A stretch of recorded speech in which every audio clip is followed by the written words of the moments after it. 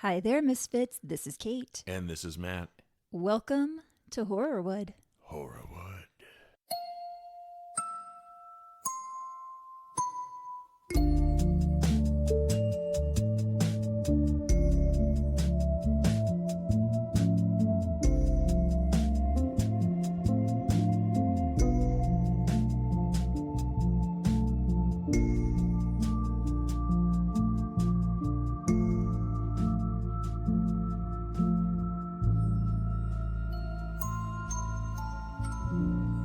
Yes, we have a special guest today here at Horrorwood headquarters. Good morning and welcome to Horrorwood headquarters. Or good afternoon or good evening. Or good afternoon, wherever you are, whatever time it is, it's time for horror. You're no stranger to I'm the no podcast. stranger. I know my way around the You've co-hosted a couple of times. Around the Horrorwood grounds. You happen to live on the I Horrorwood happen grounds. to live here. It's Frankie's dad. It's the man I share this home with. And it's the guy who has a birthday coming up this week. What? Woo, woo, woo. Happy early birthday to you. Thank you. Thank you for filling in. Happy to oblige, ma'am. Happy to oblige. I live on the grounds of the Horrorwood mansion, so it is no big deal for me to just walk from my quarters to the podcasting room. Wow, that was special. I'm imagining it's like the Haunted Mansion at Disneyland, but it's I not can that. assure you all, it is far from that. It's not like that at all. It's also not a mansion. I'm just trying to paint a picture for the viewers. I understand. Yeah. Thank you again for filling in today and quite possibly the rest of April. One never knows. One never knows. Because Kevin is taking the month off. If you have listened to the last few episodes, then you know at the end of March, he was dealing with some health stuff. He has decided to take off the month of April. So I've got Matt with me. Happy to oblige once again. Also, if you follow Kevin on social media, then you are probably already aware. If not, I want to let all you misfits know out there that Audrey, who he's talked about on here before, his roommate's dog that they recently brought to live with them, sadly passed away. Yeah, very sad. I don't think it was unexpected, but still hard, Yeah, nevertheless. I think Audrey was very old, but still always sad. Yeah, so sending lots of love their way. And unfortunately, the content doesn't get any cheerier from here because this is an awful case. Oh, great. Oh, great. So thanks for being having here. A wonderful day. And I'm going to bring you right down. Oh, man. Okay. So let's get into it. During the last weekend of February 2006, 40-year-old Pasinetta Prince was in the midst of rehearsing for her role in the August Wilson play Seven Guitars at the John Beasley Theatre in Omaha, Nebraska. That Friday evening, she went to rehearsal, and then afterwards, she went out with some friends and cast members to a restaurant/bar.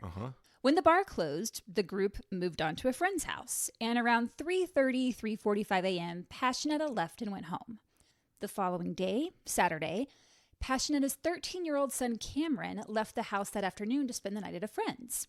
Pasinetta spoke with her mom Beverly on the phone that day. They talked often. They were really close. They also attended the same church, so they ended the conversation kind of like, all right, love you, I'll see you tomorrow. Okay. Pasinetta had a lead role in the church play that she was going to perform that Sunday, so she was looking forward to it. Yeah.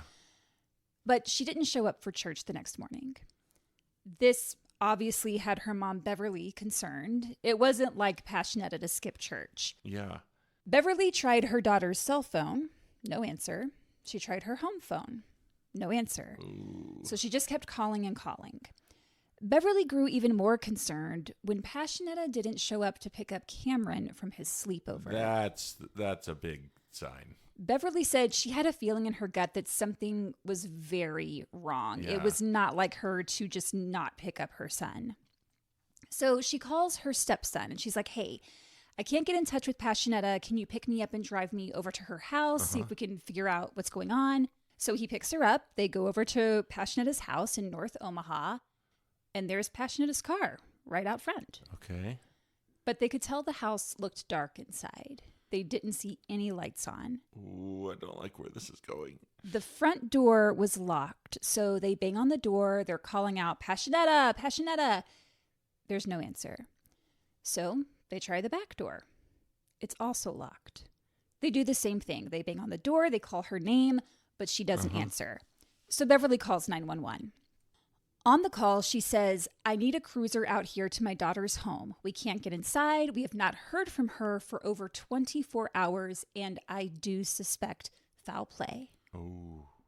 Officers arrived quickly and forced their way into the home while Beverly and her stepson waited outside. In the meantime, Beverly called her husband, Sam, which was Passinetta's stepfather, to come meet her there. As the officers began walking through the house, it struck them how eerily quiet it was. They're walking through, "Anybody here? Police?" But there was no response. Wait, does she live alone with her son? Just with her son? We'll find out who else could be in the house. Nothing seemed disturbed or out of place, and there was no sign of Pasinetta until they opened the door leading down to the basement. At the bottom of the basement steps, officers noticed a pair of feet. When they got closer, they found the body of Pasinetta Prince lying face down on the basement floor, and she was cold to the touch. Oh, no. Officers estimated she had been dead somewhere between 12 and 24 hours. It was clear that this was not a natural death. It had been a violent, brutal attack, and Pasinetta had fought back with everything she had. But unfortunately, she was overpowered. Oh, no. So who murdered her and why? To answer that, we first need to get to know Pasinetta. She was born Pasinetta Daphne Fitzgerald on July 18th, 1965. She was the youngest of three. She had two older brothers, and they were a very close-knit family. Very Christian, went to church every Sunday, a very tight group. She and her brothers were always involved in the plays at church, singing and acting, but Pasinetta was the one who seemed to stand out, mainly because she was really bubbly, like she had this bubbly personality and a megawatt smile. I was going through messages people had left on legacy.com about her. Legacy.com is like a memorial website that will have a person's obituary, and people can leave messages and pictures about the person. And the thing that was top of mind for pretty much everyone was Pasinetta's smile. Oh, wow. Multiple people described her as looking like a little doll. She had this expressive face and big grin, but she was tiny, only 4'11". Whoa. Yeah, she's a shorty. Born and raised in Omaha, Pasinetta and her family were well known in the community. I get the sense that this is an area where families kind of grow up together. The neighborhood kids walk to school together, play together, families see each other at church every week. You're maybe running into the same people at the grocery store. So residents knew Pasinetta and they knew her family. Yeah. And by all accounts, Pasinetta was really involved in her community, even as a kid. She did the church plays, marched with the American Legion drill team. I'm not sure how old she was when she did that, but a woman posted on her legacy page the following, quote, "I met Passion," a lot of people called her Passion. "I met Passion many years ago marching with the American Legion drill team. She made me feel like I was a little sister, always willing to watch over me and made sure I was safe." Aww. And several people echo that sentiment, that she was the one who would be the first to greet you with that big smile when you walked into a room. She would take you under her wing if that's what you needed. There was a woman who had just moved to town. I think she met Pasinetta through work. And this woman didn't really know anyone, mentioned she was trying to find a church to join. Yeah. And Pasinetta said, "Well, you can come with me to my church, see if you like it." So she was like this caretaker. She was also really smart and independent, which I realize is a cliche thing that people always say in cases like these. But as I said earlier, Pasinetta stood out. She even started getting some modeling jobs and was walking in fashion shows despite not even being 5 feet tall. That is an accomplishment. Exactly. That is really an accomplishment. She attended college at the University of Nebraska at Omaha, or UNO, and there she had a friend named Lisa. Lisa had a son, and it can be pretty difficult to attend classes when you are also raising a child. Sure can. So whenever Pasinetta was in between classes or on a break, she would watch Lisa's son for her. This is a girl you want in your squad. She's going to look out for you. She's going to help you out. Exactly. Teach you how to model walk. Probably. UNO is also where Pasinetta met Marvin Ammons. Marvin was a single dad and just a year older than Pasinetta. He had one son named Marvell from a previous relationship, and he had custody, which you don't often find that the father has full custody. Yeah. Especially in the 1980s. Yeah, that's rare. Yeah. So that tells me that Marvel's biological mother maybe didn't have the means to raise him, or maybe there was something else going on that she chose not to raise him. I've read that Marvell did not have a great relationship with his biological mom, which isn't surprising if she's not involved in his life much. Mm-hmm. Marvin and Pasinetta began a relationship, and her mom described him as the love of her young adult life. Marvin served as a sergeant in the U.S. Army during the Gulf War, and afterwards he and Pasinetta got hitched. Ooh. She embraced the role of Marvell's stepmom and raised him as though he was her own child. And it wasn't long before she and Marvin got pregnant. Marvell was about 7 years old when Cameron came along, and Pasinetta and Marvin were in their late 20s. It definitely wasn't easy, but her friends and family all said she was a fantastic mother. That caregiver quality about her really took over, and she was just like, all right, we've got these boys. Yeah. We got to give them the best life. She had a good job at Mutual of Omaha, which is an insurance company, and grew pretty close with her coworkers. They all said the same thing, that she always had a smile on her face, she had a great attitude, and she stood out among the rest. Pretty remarkable. People really liked her. She and her coworkers would go on bike rides together. They'd ride to Carter Lake, which is a lake but also a city. And on several occasions, Pasinetta invited her coworkers over to her house. So there's a real friendship there. Pasinetta was still doing modeling gigs, and she tried to get her coworkers to model with her, so she probably was teaching them model walks. I don't think any of them did the modeling, but she's always trying to include people. They each had nicknames, and Pasinetta's was Baby Cheeks. So that's a great nickname. So, like, if it was someone in the office's birthday and everyone signed a card, Pasinetta would sign, "Love ya, Baby Cheeks." Baby Cheeks. So she had a good job, good friends, family. But by 1997, things start to look a bit different. Mm-hmm. It's unclear if she and Marvin were still married at this point. Based on what I can gather from documentaries and news articles, I don't think they were.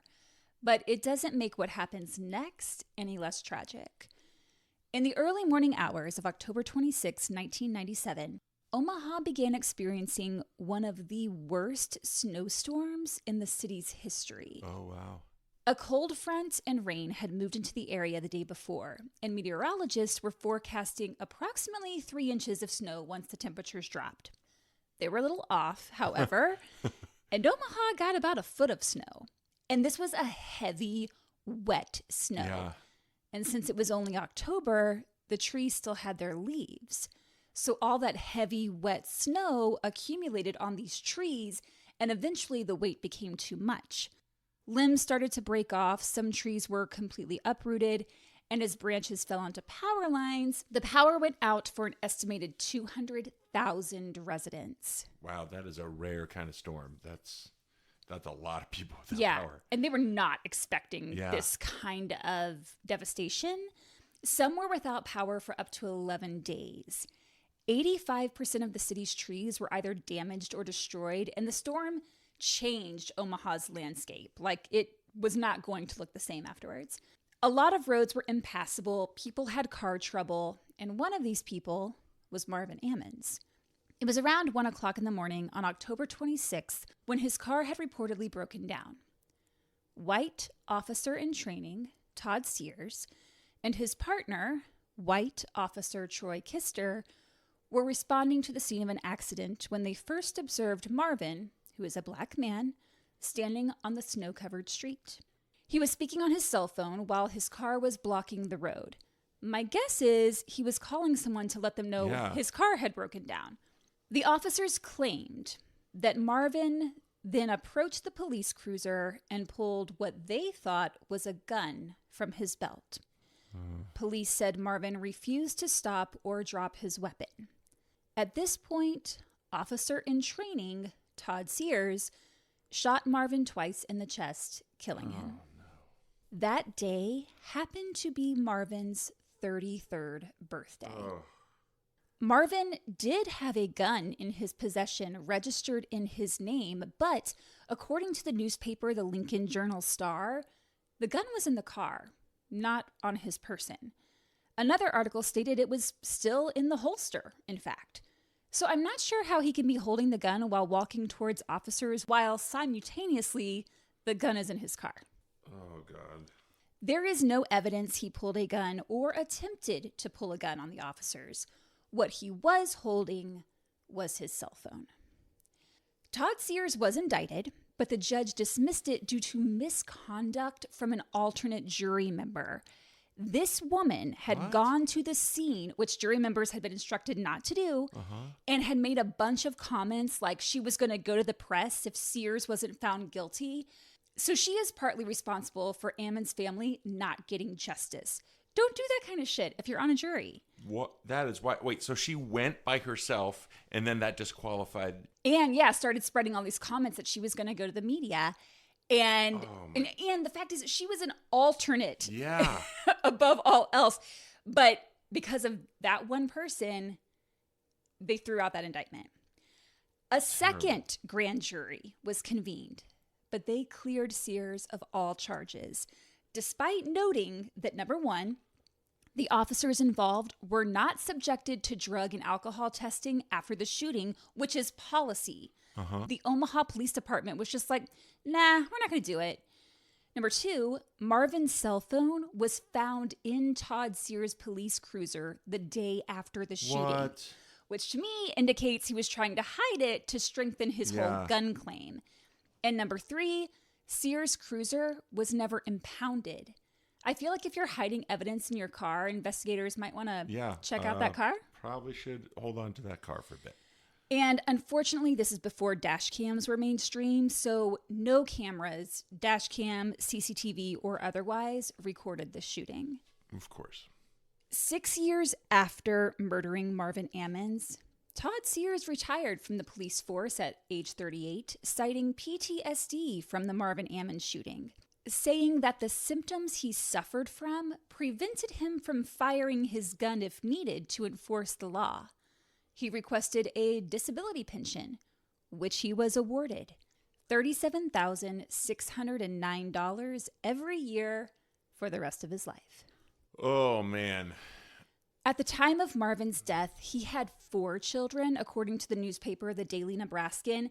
And this is why I don't think he and Pasinetta were together at the time he died, because the two of them just had Cameron, who was around 4 or 5 years old at the time of his father's death. And Marvell would have been a preteen.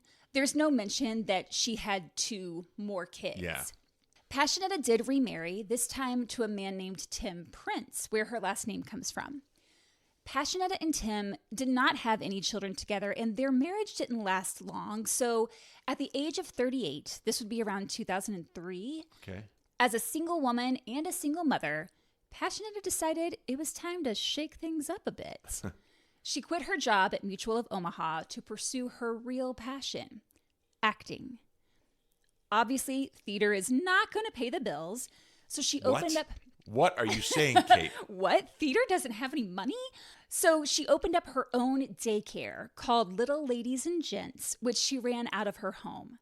She already owned a car, a Chevy Impala, but in addition to that, she purchased a van for the daycare so she could take groups of kids places. She's a go-getter. She's like, I want to be my own boss. I want to run a daycare. I need a van. The daycare probably gave her more flexibility. It allowed her to be home with Cameron more. Marvell was older, so I think he was kind of in and out of the house. Marvell, he had some trouble with the law. He got involved in gang activity, and he did have a criminal record. Also, his father was murdered by white cops. Also, so there's that. Yeah, that's that going might tend to inform your choices in your life. That's going to affect a young man. He was only, I think, around 11 or 12. Oh, my God. But it sounds like Pasinetta was always there for him, let him stay at her house whenever he wanted, or needed. And when he came into some money after his father's death, she encouraged him to put it in the bank. Like, she's doing the best that she can to look after him. And Cameron, too. And someone commented, quote, I always loved how Pasinetta would dress Cameron all nice in his bling bling. So it sounds like she was really devoted to these kids. Pasinetta got really involved in the local theater scene. Her friend and fellow actor Phyllis Mitchell Butler described her as a fantastic actor and said she loved the stage and the stage loved her. Phyllis said she always thought Pasinetta had plans of going to Hollywood, but that she would wait until Cameron was off to college. Yeah. In the meantime, Pasinetta made the most of Omaha, and it was here that she ran into an old friend, Patrick Bauldwin. They had known each other since they were teenagers. There was a documentary that said they went to high school together, but Patrick said that wasn't the case. They did not go to the same high school, but they knew each other just from growing up in the area. Small town, yeah. When Pasinetta ran into him, it had been a long time since they'd seen each other. And as they began to catch up, they hit it off and began dating. Hey. Patrick moved into Pasinetta's house pretty quickly, and he even started helping out with the daycare. But the relationship was on again, off again. They'd fight, she'd kick him out, but then eventually they'd get back on good terms, and he was back in the house. After about a year, in July of 2005, people started noticing bruises on Pasinetta's face and body. Oh, no. And she admitted that they were from Patrick. But the abuse didn't stop. They would make amends, and he'd be right back in her life and her house. Yeah. But now other people are aware that things are not good between them. I don't know if it makes things better, but it's not a secret. A few months later, she found out that Patrick had lost his job at Conagra, the food processing company. I'm not sure how she found out, but he was not the one to tell her. In fact, he had been pretending to go to work each day. Like, he'd get dressed. Oh, not cool, Patrick. Leave for hours to who knows where, then come home and act like, oh man, long day at work. Not something a stand-up dude does. No.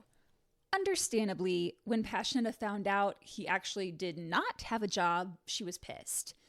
And she was starting to confide more in her friends that she and Patrick were kind of on the outs. Meanwhile, she's focusing on her acting career. She'd already had starring roles in Ma Rainey's Black Bottom and Death of a Salesman. Neither of which are easy plays. No, they are not. Let it be noted. And began working on August Wilson's 7 Guitars at the John Beasley Theatre in Omaha. Another very challenging play. She was not taking the easy road here. No, and the John Beasley Theatre was an esteemed theater in the city. John Beasley was a prolific actor, film, TV, theater. He did it all. He was from Omaha, and a news article lists him as Pasinetta's cousin. He opened this theater in 2002 to promote works written by or featuring Black artists, which is awesome. And just a quick note about him, he was last here in Chicago in 2022. Did you already know about this? No. So he was here in 2022 where he originated the role of the older Noah in the musical adaptation of The Notebook, James Garner's character in the movie. Yeah. The world premiere was here at Chicago Shakes and was slated to go to Broadway in 2023, which would have been his Broadway debut. But shortly after opening in Chicago, COVID ran through the cast and crew, and Beasley suffered a pretty rough respiratory case and ended up in the ER. Unfortunately, he wasn't able to finish out the production run here, and he went back to Omaha to recover. He ended up in the hospital again, recovered again, then went to LA to see his grandson, Malik Beasley, in the basketball playoffs because he played for the Lakers at the time. Oh, wow. Shortly after that, Beasley began having liver complications, and he went in for some tests, but never recovered, and he passed away in May of 2023. Oh, no, that's horrible. Yeah, I just wanted to put that in here because there was a relationship with her, and it's all kind of connected. So Pasinetta is working at the John Beasley Theatre in February of 2006, rehearsing for 7 Guitars. Mm-hmm. Friday, February 24th, was Patrick's birthday, and that evening his family was having a birthday party for him. Pasinetta had rehearsal that night and didn't go to the party. Also, she's kind of fed up with him at this point. Yeah. Cameron was staying at a friend's house that night, so Patrick's like, I'm going to go party with my family. Pasinetta goes to rehearsal, and then afterwards, some of the cast went out to a restaurant/bar. It was here that Pasinetta ran into an old friend, Michael Scott, not Steve Carell. She had known Michael since they were little kids, like first grade, so basically their whole lives. And Michael was, so follow along, Michael was the ex-brother-in-law of Pasinetta's brother. So her older brother, Anthony, had once been married to Michael's sister. Okay. People, including Anthony, said that Michael had always had a crush on Pasinetta, but she didn't seem to return the feeling. The bar closed at 1, but the group was like, the night is young, it's Friday night, let's keep the festivities going. Let's keep raging. So they all head to a friend's house, Michael included. After a couple of hours, Pasinetta says, all right, well, I should probably head home. And Michael asks her, are you okay to drive? Because she had been drinking. She's like, yeah, I'll be fine. And he says, well, I'll follow you home to make sure you get home safe because it's late. She had the van that evening. So he follows behind her van. He watches her pull into her driveway and then he drives off. But as he made a turn, he noticed her Chevy Impala parked around the corner. Now, she did have the 2 vehicles, but Michael just felt like something was off, maybe because it was parked on a side street instead of her driveway. So he turns around and goes back to the house. He would later tell investigators that as he walked up to the door, Patrick came out of the house accusing Michael of having a romantic relationship with Pasinetta. Michael said no, that wasn't the case. He just followed her home to make sure she got home safe. And Patrick said to him, you have no business following her home. Michael told investigators he left after that because he didn't want any trouble. Yeah. As I mentioned at the beginning of this episode, the following day, Saturday, Pasinetta was alive and well. Cameron stopped in that afternoon to get a change of clothes and then went back to his friend's house. And he said his mom was home alone when he was there. Pasinetta spoke with her mom, Beverly, on the phone. Nothing seemed out of the ordinary. They were like, love you, see you tomorrow at church. But as we know, Pasinetta never made it there. When the officers discovered her body on the basement floor, they, of course, were tasked with telling Beverly, who was waiting outside. When they informed her that Pasinetta was dead, Beverly had to be restrained. In a flash, her entire world had crumbled. Things got chaotic pretty quickly. Word traveled fast through the neighborhood. People are seeing cops at the house. They see Beverly being restrained. Pasinetta's brother Anthony and stepfather are there. So naturally, people start going over to find out what happened. More cruisers are showing up. Like, there's a crowd gathering outside, and it's chaos. Sergeant Todd Kozelichki of the Omaha Police Department arrives at the scene. As he goes through the house, there are some things that immediately stand out. There were parts of drywall that were broken, leading down to the basement, like holes in the wall along the stairwell, along with blood markings on the wall. And there were pieces of drywall on the basement stairs. He also found clumps of hair on the stairs. Ooh. It was apparent the attack had started on the main floor and ended in the basement. Pasinetta was lying face down, with the upper part of her body lying on top of a rumpled comforter. Her arms were above her head, and she was wearing her pajamas, which were stained with blood, and the comforter also had blood as well as clumps of hair on it. It was clear from her defensive wounds that she put up a fight. She had scrapes on her hands and elbows, as well as cuts and abrasions and bruises on her arms and legs. Her lip was cut and her fingernails were broken, and she had a significant injury to her forehead as though she had been hit with something. But the most visible injury was to her neck. She had been strangled. But this was not a manual strangulation. She had a ligature mark that indicated she'd been strangled with some kind of cord. Oh. Detectives didn't have to search too hard for the murder weapon because lying near her body was an air compressor about the size of a shoebox, like you would use to inflate a bike tire or a basketball. At the base of the air compressor was an area that was missing part of the plastic, and several pieces of black plastic were found on the floor near Pasinetta. So the plastic likely broke off when the attacker hit her over the head with it. Detectives also noticed that one of the hoses of the compressor had hair attached to it, and it appeared the hose is what was used to strangle Pasinetta. Oh, God. Another item found nearby was a man's watch, which detectives bagged as evidence, and then they started searching the house to look for any other clues as to who might have done this. Nothing appeared to have been stolen. Pasinetta's purse was sitting right there on the counter, and the house had been locked when Beverly got there, so whoever did it was someone who either had access to the house or who Pasinetta let in. Yeah. Investigators searched upstairs, and in one of the closets, they found a pair of men's jeans with a rip in them and what appeared to be blood, so they bagged that as evidence. Outside the house, A man and a woman approached the officers and identified themselves as Patrick's brother and sister. They're like, Patrick was Passinetta's partner. He's been with us all weekend. And the officers are like, cool. We'd love to talk to him. Yeah. That evening, Patrick and two of his brothers went down to the police station. Patrick was intoxicated during his interview with police. He said that when he heard Pasinetta had been killed, he couldn't cope and began drinking.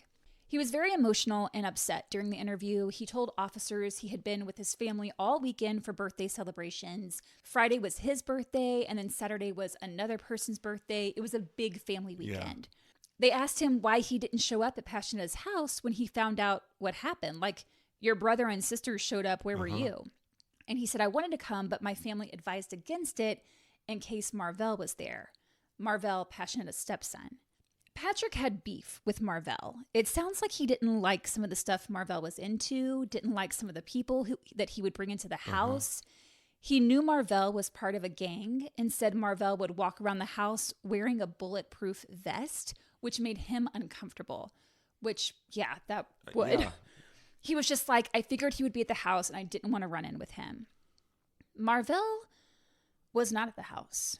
He did not show up at all when all those people started gathering outside her home that Sunday. We're going to find out why. The officers noticed Patrick had some cuts and scrapes on him, on his arms, his hands. They're like, hey, how'd those get there? Yeah. And Patrick said, I got these when I was working with a wood chipper the other day.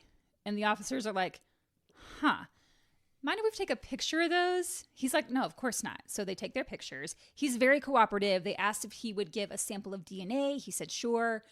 They showed him a picture of the watch that they collected at the scene. Patrick said it wasn't his watch. He'd never seen it. Then officers showed him a picture of the ripped jeans that they'd found in the closet.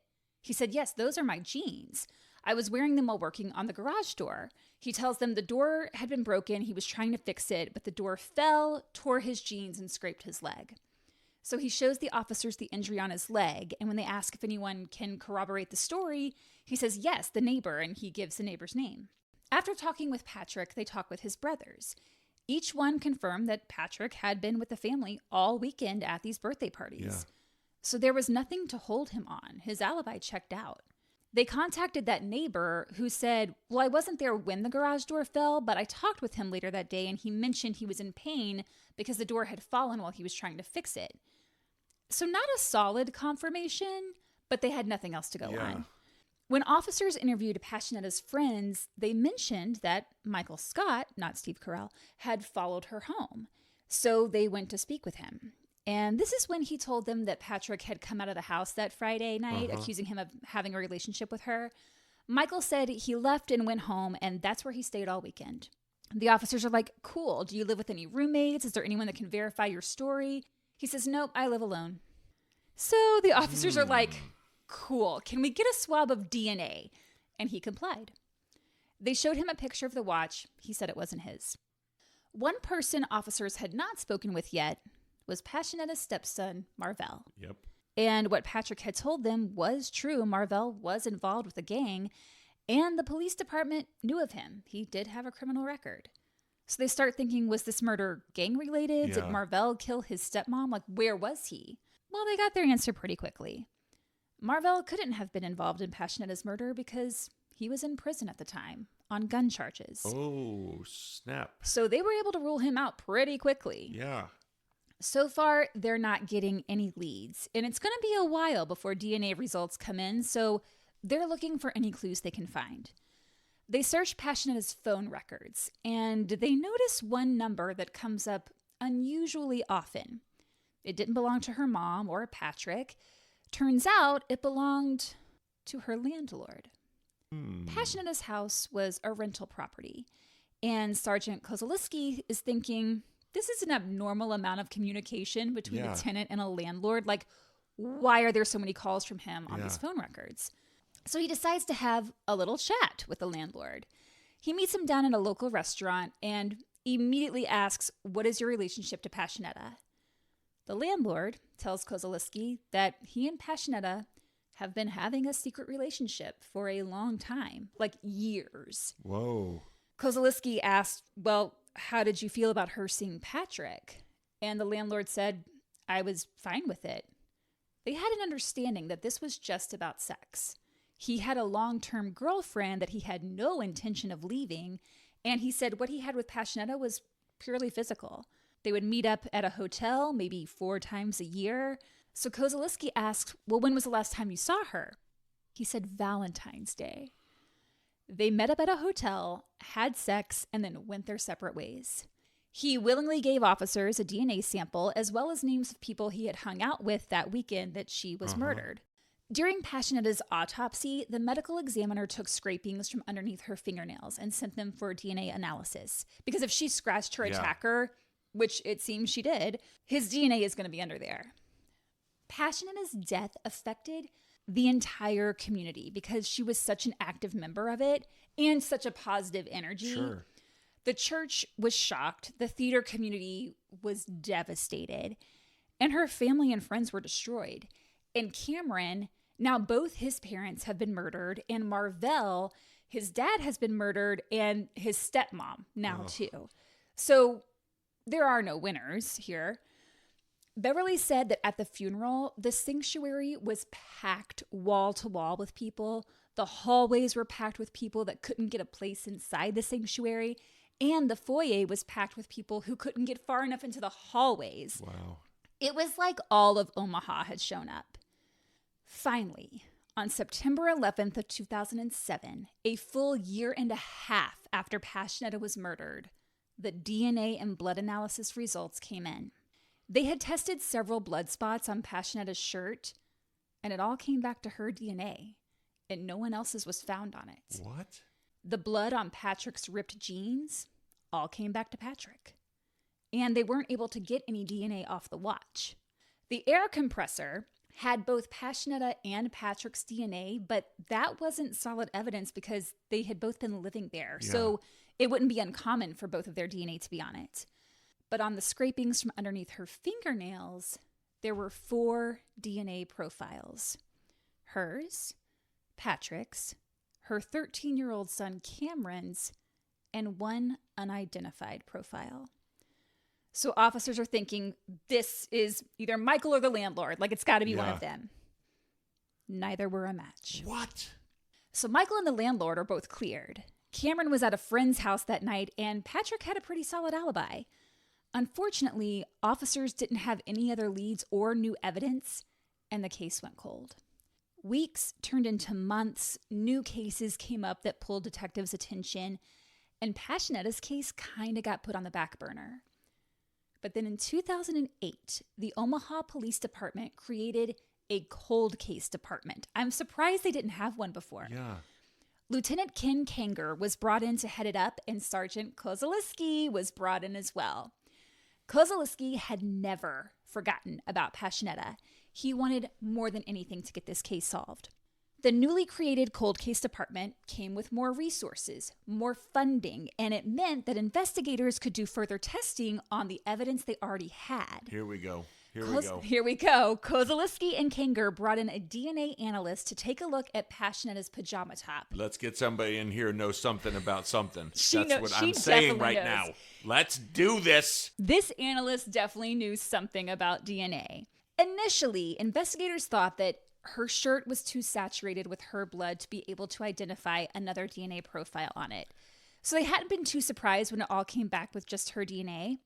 But this new DNA analyst took a look at it and noticed a few spots of blood that she thought could possibly belong to someone else. Yeah, he did. She. I'm not sure if it was where those spots showed up or if the color was different. Like, I'd be interested to know what it was about those spots that stood out to her. And how the person would miss those. Well, I mean, the shirt is saturated in blood. Okay, but so like, I if think your job is taking DNA samples, aren't you really going to go over that thing? Well, so this comes up when there's a question about, like, why did it take so long and how come this was missed? They did take several samples from that shirt, just not in that specific little spot. And if they were to test every single piece of DNA that there could possibly be, we're talking tens of thousands of dollars that the department just didn't have. So they have to be pretty particular about what they're going to test, which area. It feels unfair because it is, but unfortunately, like, their hands are kind of tied. Oh, But that's wild. I didn't know that Yeah. that's how DNA testing works in a situation like that. so they sent these new samples of the spots on the shirt to be tested. While waiting on these results, Sergeant Kozelichki starts going through all the initial interviews people gave right after the murder. And he gets to an interview with Michelle Troxclair, or Troclair, I'm not sure how she pronounces it. Michelle is Patrick's adopted sister, and the same sister who came to Passinetta's house that Sunday, and something she says jumps out at him. In the interview, Michelle talks about the birthday celebrations with family, that Patrick was with them all that weekend, and briefly mentions that Patrick had asked to borrow her car Saturday night. Kozelichki hears this and brings Michelle back in for questioning. When he pressed her on the issue, she finally told him that Saturday around 10 p.m., Patrick asked to borrow her car to go play pool with some friends. She gave him the keys and he was gone for a while. And eventually she calls him because she needed to get some things out of the car for her kids. She's like, hey, I need you to bring my car back. Yeah. She said he showed back up around 2:30 a.m. Sunday morning and fell right to sleep. In Patrick's interview, he never mentioned anything about leaving the party that weekend. Kozelichki is like, this is it. He's gotta be the guy. There are 3.5 hours where he is unaccounted for that happen to be in the time frame of when they believe she was killed. Yeah.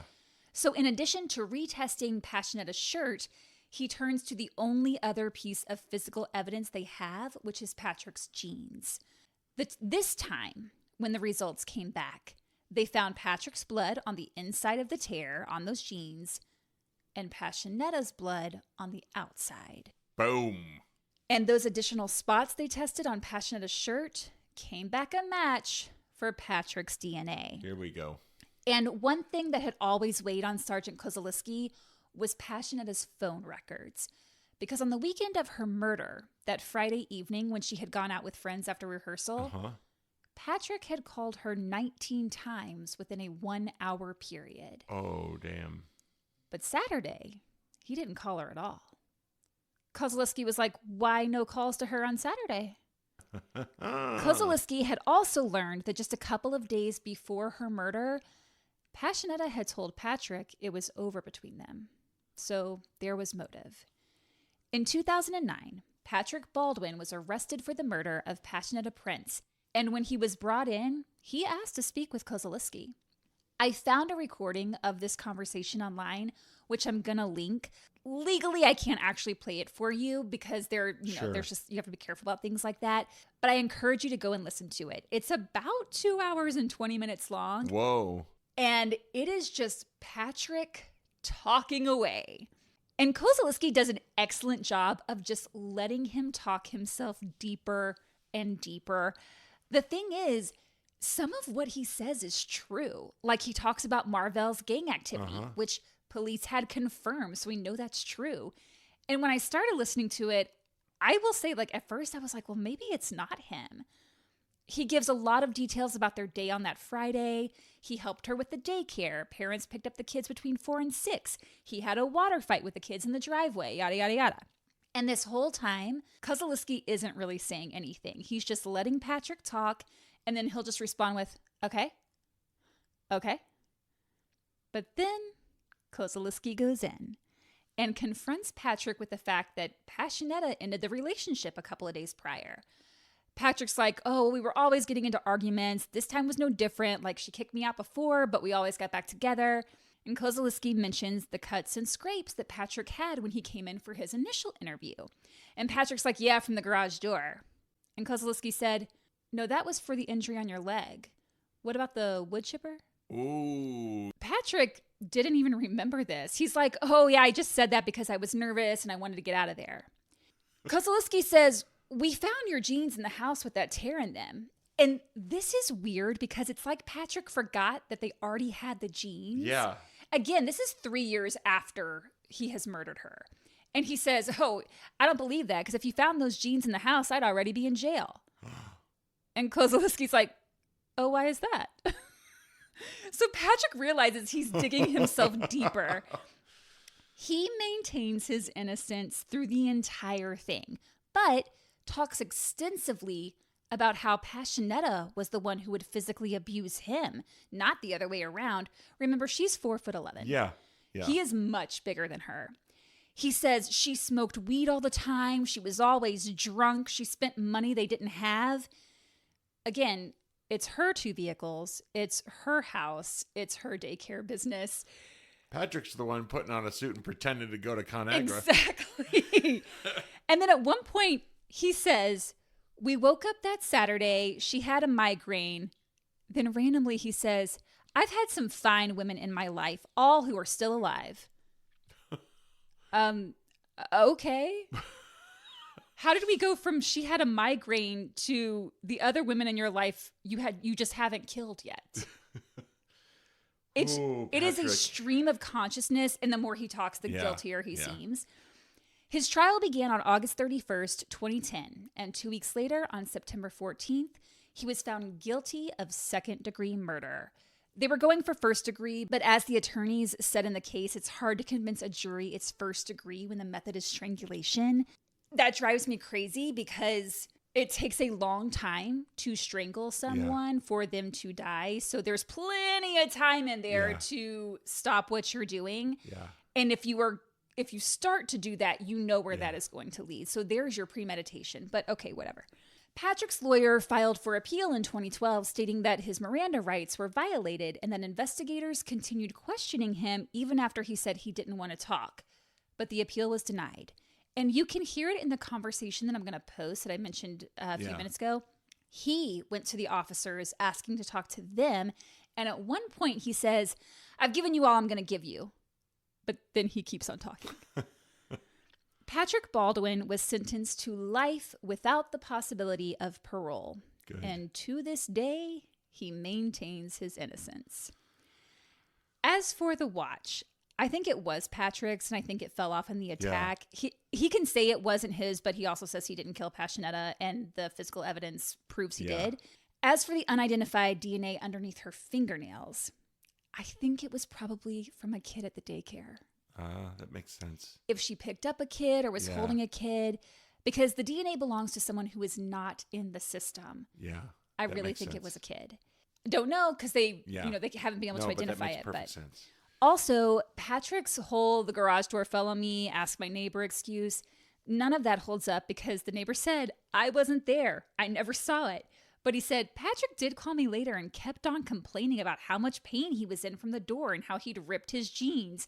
Because Patrick's trying really hard to make sure the neighbor knows. Trying to set that hook. That the garage door fell on him. To end this with some words about Pasinetta and not about the asshole that took her life, I've got a few quotes I want to read. Please. This one's from Beverly, her mom. And I have to say, I watched several interviews with Beverly because there are a few documentaries about this case, and she's on all of them. First off, she looks just like her mom. Pasinetta looks just like Beverly. And when Beverly speaks, she's one of those people who can speak with a gravity that you listen. Uh-huh.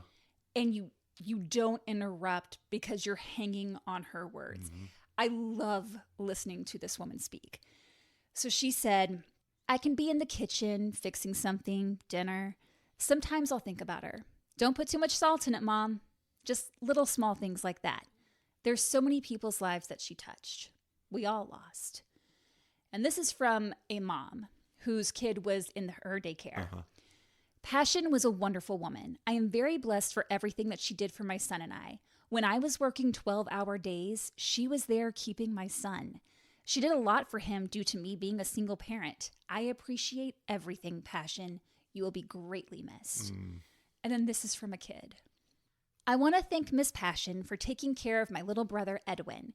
He would always come home and say, Miss Passion took us on a field trip, or she gave the class some candy. I would be so happy whenever I went to go see Miss Passion. She could brighten someone's world up whenever they were sad. Again, I want to thank Miss Passion for all her hard work. My family prays for her family, especially her son.